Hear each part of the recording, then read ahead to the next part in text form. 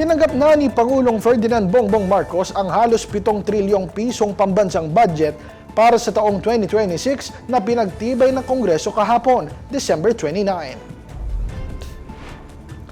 Ayon kay Executive Secretary Ralph Recto, masusing sinusuri ni Marcos at ng kanyang gabinete ang General Appropriations Act o GAA upang matiyak na wasto ang mga alokasyon at epektibong maipatutupad ang budget.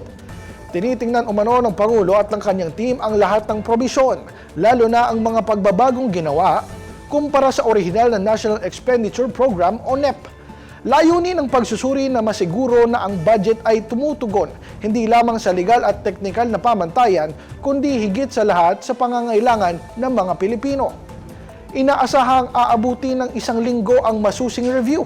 Target ng Pangulo na lagdaan ang budget sa unang linggo ng Enero. Pinagtibay ng Kamara at Senado ang bicameral report sa pamamagitan ng mabilis na botohan.